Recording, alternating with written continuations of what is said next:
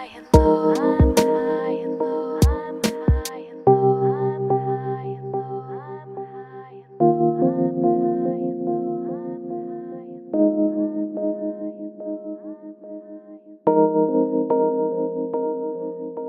want to start by dedicating whatever I'm going to say to a man who exemplifies what I'm talking about, someone for whom the relationship between a human rights framework and the development agenda, the economic and financial mechanisms that drive the world political economy, and the ethical framework and legal framework that motivates all human rights work is Arjun Sengupta, former ambassador of his country, India, former advisor to the Prime Minister, former chair of the National Commission on the informal sector, and from our point of view, former independent expert on the right to development at the United Nations, independent expert on extreme poverty and human rights, and until his death, his untimely death just two years ago, the chair of the working group consisting of all member states of the United Nations on the right to development. And he was a dear friend and a close colleague and somebody who exemplifies what we're aiming to do here, is to think clearly of the ways in which an ethical framework for alleviating world poverty can be, can mold global thinking on the next step in the Millennium Development Goals. He and his wife, Jayashree, also happen to be the parents of Mitu, who has been magnificently organizing this event.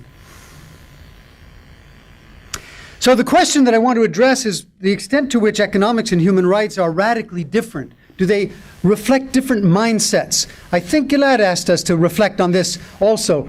Different ways of thinking. Can we marry ways of thinking? He was suggesting marrying the ways of thinking of the that's right, MDGs and the SDGs and how they were different. What I'm going to suggest is, can we find ways to productively draw upon the principal thinking of economists and the principal thinking of work and human rights. Now, the starting point, of course, is to say they are different. Their tools are different. Their training is different. One is focusing on utility as a self-assured well-being. The other is focusing to draw upon the words of the Universal Declaration of Human Rights, assuring the dignity and worth of the human person. Priorities of economists have been constantly referred to as here as focusing, perhaps excessively many would say, on growth. But they will never depart from growth, because growth is essential to what's going on. What kind of growth is the issue, and that's what has been discussed here. Efficiency, resource constraints and trade-offs, infrastructure issues, equity issues, governance issues, measurement issues. This is the bread and butter of what economists do. This is not the bread and butter necessarily of what people do in the human rights field. Can we therefore expect an economist-driven agenda, such as the MDGs, to productively respond to those who are clamoring for greater attention to human rights in the MDGs with very limited success and in the next step? There are several terms that are frequent in human rights work that sometimes economists are not aware of, and Arjun became very acutely aware of, is that within the human rights framework, the right to an adequate standard of living occupies an important part in all the rights relating to the right to an adequate standard of living. The concept of progressive realization, the concept of a core minimum, knowing there's some things you can do now, other things that are going to have to wait. The rule of law and accountability, which are also terms that are quite acceptable in international financial terms. The principal standard that should appeal to economists who look with suspicion on a human rights framework, saying you are people who want everything now, you don't understand the real world. We operate in the real world, which is a world of resource constraints. Well, the fact of the matter is, in human rights formulations from early on, the acknowledgement that human rights, especially those relating to the right to an adequate standard of living and all related economic, social, and cultural rights, are subjected to the principle of available resources and progressive realization. This is fundamental to the human rights framework and the first step in creating a productive dialogue. A second step in creating a productive dialogue between human rights and economic thinking of development, which would be essential for introducing human rights into the next step of the MDGs, is to draw upon the productive framework that was frequently referred to here of human development and the relationship between human rights and human development. And the issues of the Human Development Report that you see here are simply to remind you that in Sekiko's time, she had the wisdom of devoting an entire issue of the Human Development Report to human rights. And from the very beginning, as you can see from this quotation from the Human Development Report of 2010, human rights occupies a place. The sort of fundamental thinking, drawing again upon Amartya Sen, who was alluded to in a previous session, is that human rights and development human development shares a common vision with human rights. The goal is freedom. Human development and human rights are mutually reinforcing, helping to secure the well-being and dignity of all people, etc. Now, this is nice in the context of human development. Will it work in the context of rethinking the Millennium Development Goals? Well, in the context of rethinking the development goals in preparation for the summit of 2010, there were human rights NGOs that one normally doesn't associate with an agenda such as this that clamored very strongly for greater attention to be paid to human rights. This is a demonstration by Amnesty International, one of the slogans of which was "Maternal health is a human right," seeking to introduce human rights thinking into the formulation of the MDGs. Now let me make an aside here. Varun was referring to the legal framework and the fact that he was suggesting that we think about whether the next phase, what will replace the MDGs, could draw upon the role that law plays in human rights frameworks and human rights action. If this were to be done, the thought occurred to me, it would suggest that you would need a legal framework that could pull together the wider range of issues addressed in the Millennium Development Goals and in the subsequent approach to sustainable development or whatever framework, inclusive development, whatever framework is taken.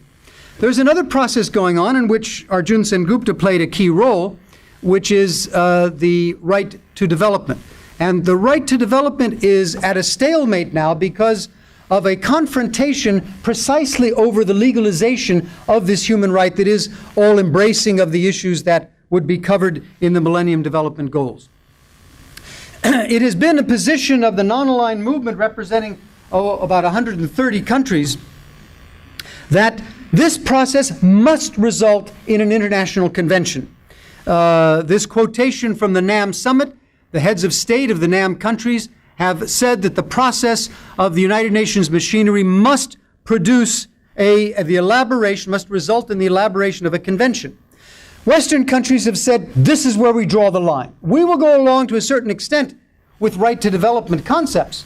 Where we will draw the line is if you push too hard on this. Canada, for example, said in polite diplomatic language that Canada does not believe it is appropriate for the working group or the high-level task force to consider the development of a legally binding instrument on the right to development. What that means is, if you mention it, we vote no.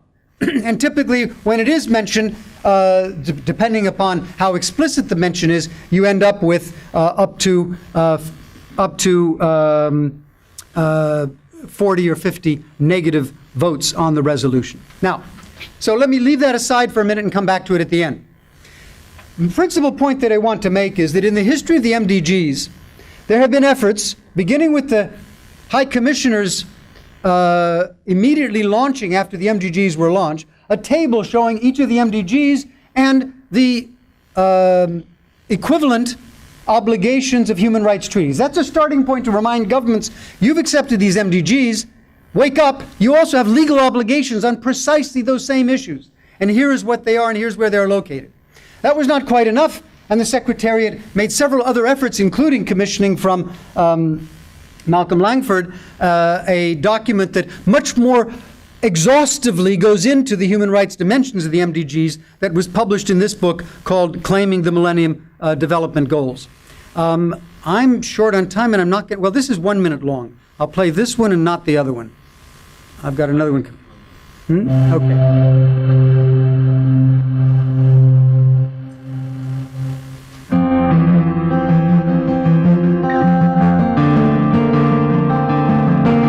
I felt really from the beginning of the MDGs, and I was in the UN at the time, that it needed more of a human rights approach.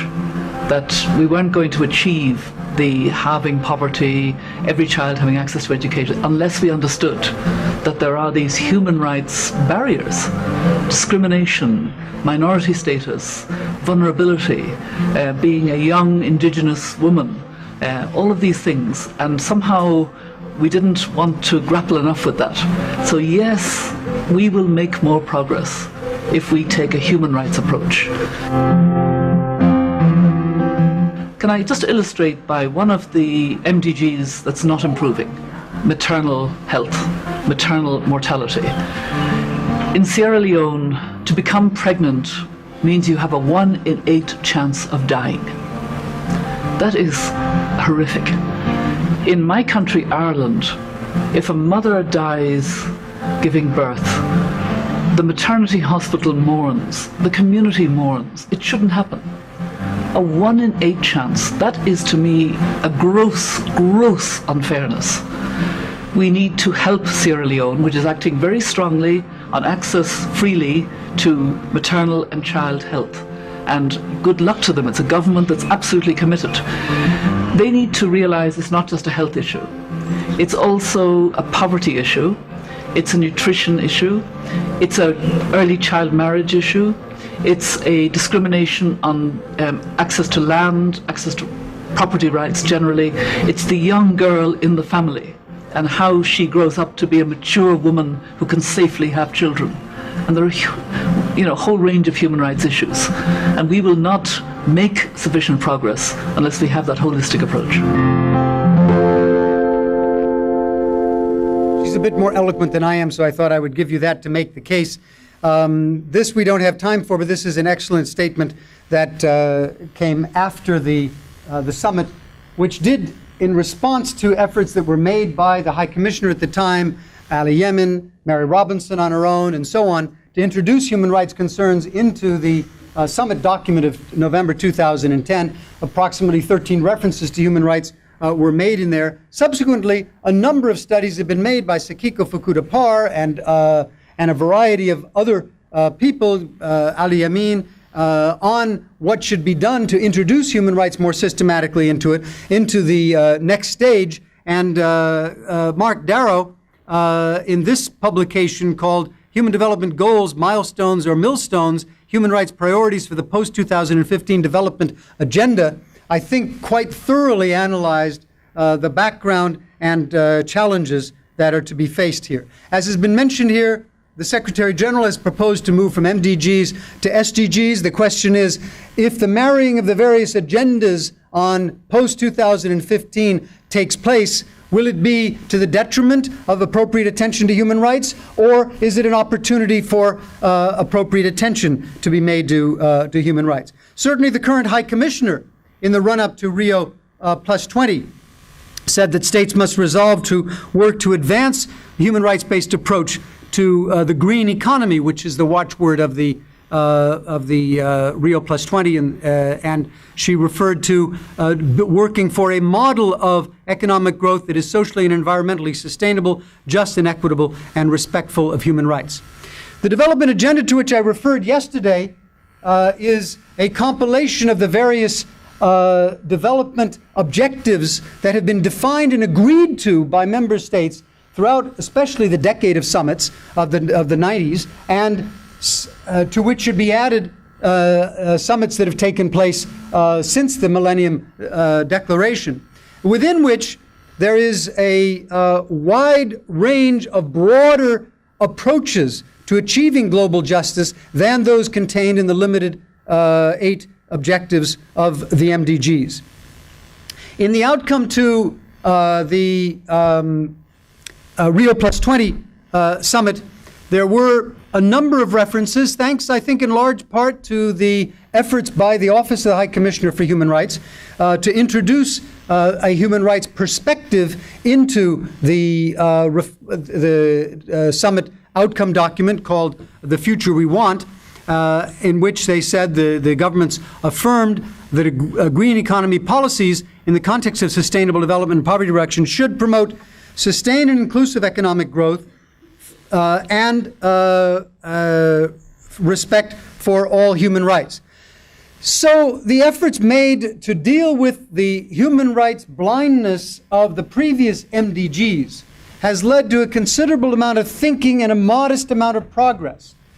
The question that I'm putting before this assembly now is, in rethinking what is going to take place in the coming few months, as Gilad has constantly reminded us, we're not talking about a 3-year window, we're talking about a window of a few months.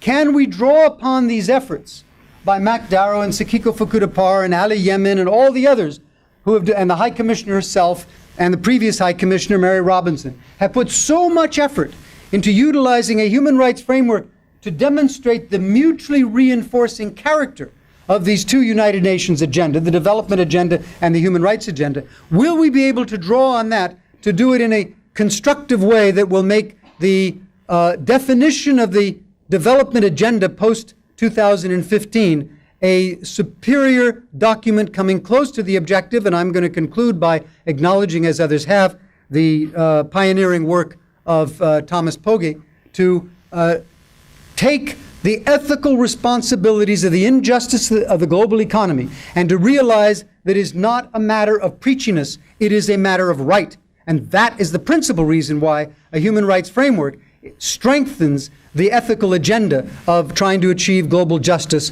post-2015. Thank you.